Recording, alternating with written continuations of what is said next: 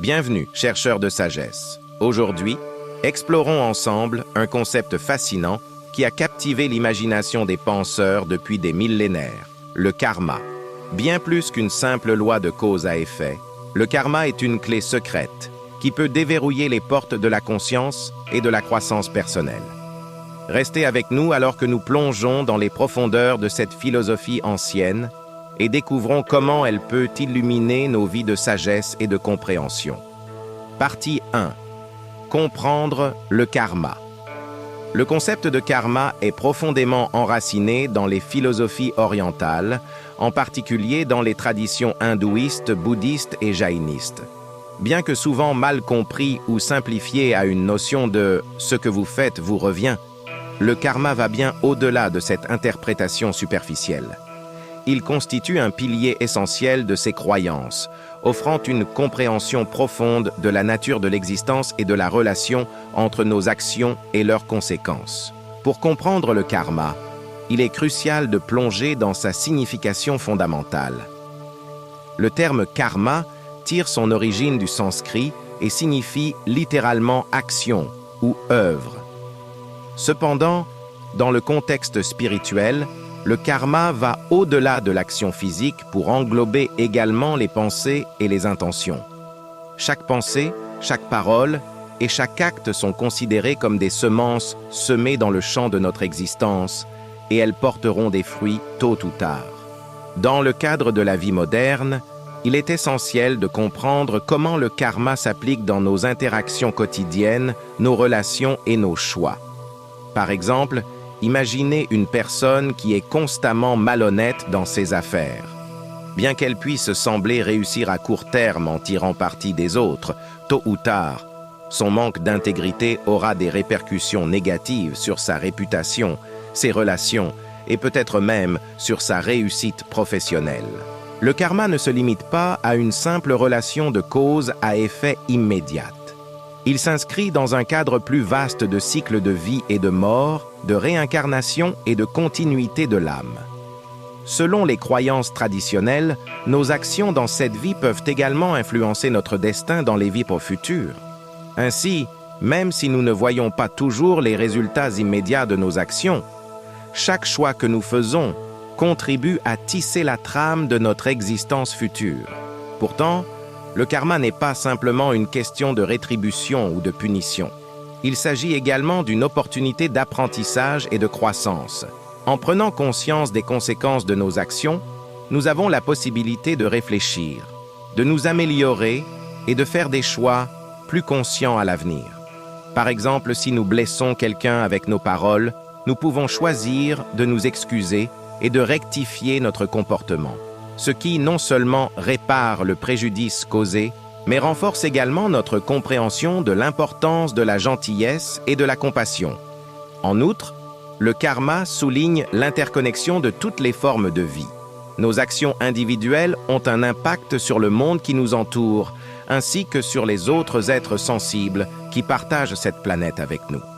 Par conséquent, en adoptant une perspective plus holistique et en cultivant des valeurs telles que la bienveillance et le respect envers toutes les formes de vie, nous contribuons à créer un monde plus harmonieux et équilibré pour nous-mêmes et pour les générations futures.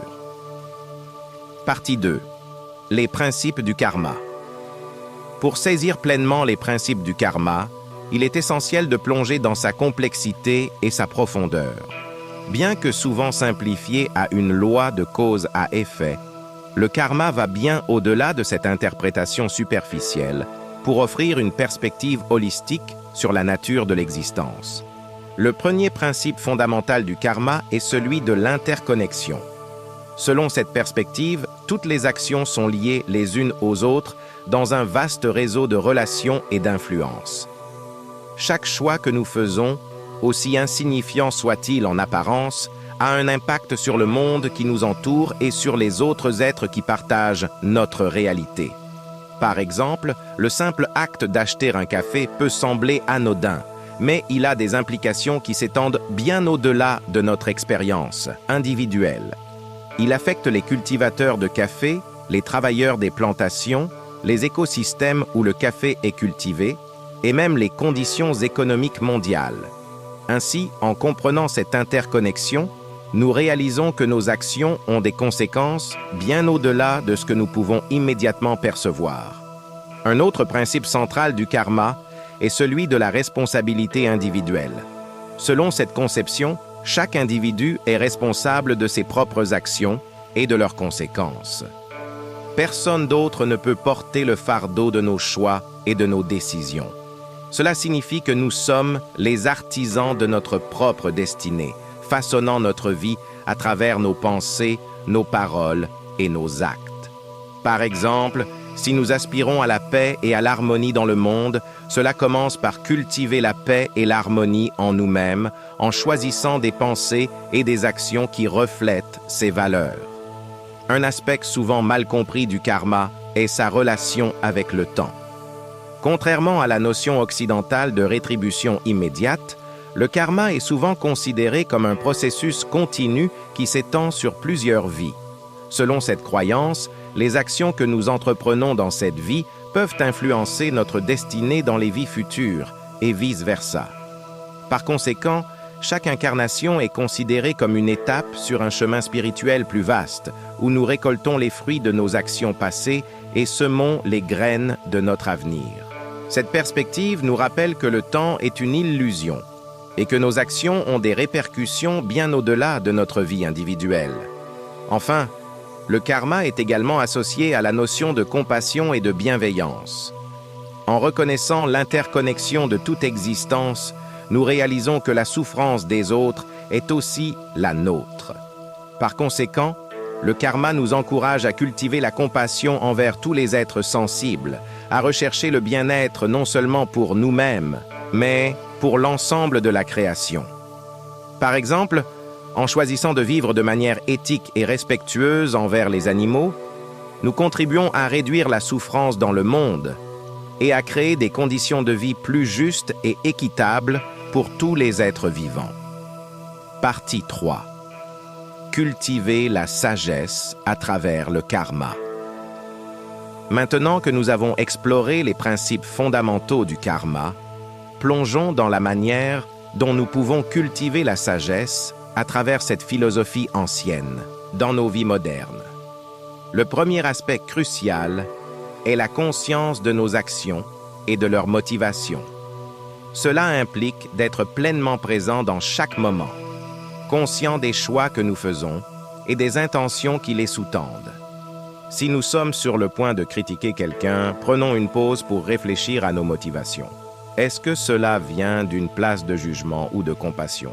En prenant conscience de nos motivations, nous pouvons choisir d'agir de manière plus alignée avec nos valeurs les plus profondes. En cultivant la compassion et la gentillesse envers les autres, nous semons les graines de bon karma qui nourriront notre croissance spirituelle. Cela signifie être attentif aux besoins des autres et chercher des moyens de leur offrir du soutien et de l'encouragement. Par exemple, un simple acte de gentillesse, comme tenir la porte pour quelqu'un ou offrir un sourire chaleureux à un étranger, peut avoir un impact profond sur leur journée et sur notre propre bien-être. De plus, le karma nous enseigne à accepter les défis et les épreuves comme des opportunités d'apprentissage. Plutôt que de les voir comme des obstacles à éviter à tout prix, nous pouvons les embrasser comme des occasions de croissance personnelle et spirituelle. Par exemple, si nous faisons face à une perte ou à un revers, plutôt que de nous laisser submerger par le désespoir, nous pouvons chercher des leçons à tirer de l'expérience et utiliser ces insights pour nous aider à grandir et à évoluer. Enfin, le karma nous encourage à vivre avec gratitude et à reconnaître les bénédictions dans notre vie. Plutôt que de nous concentrer uniquement sur ce qui nous manque ou sur ce que nous désirons, nous pouvons prendre le temps de reconnaître et de savourer les nombreuses bénédictions qui nous entourent chaque jour. Prendre quelques instants chaque soir pour noter ce pourquoi nous sommes reconnaissants peut aider à cultiver un état d'esprit positif et à nourrir notre connexion avec les autres et avec le monde qui nous entoure. En résumé, cultiver la sagesse à travers le karma implique d'être pleinement conscient de nos actions et de leurs conséquences, de cultiver la compassion et la gentillesse envers les autres, d'accepter les défis comme des opportunités d'apprentissage et de vivre avec gratitude. En intégrant ces principes dans nos vies quotidiennes, nous pouvons non seulement naviguer avec sagesse à travers les défis de la vie, mais aussi cultiver une existence empreinte de sens, de compassion et de croissance spirituelle. Faites grandir votre karma positivement et prenez soin de vous et de chaque être qui vous est cher. Merci de nous avoir rejoints aujourd'hui et à bientôt pour d'autres vidéos pleines de sagesse.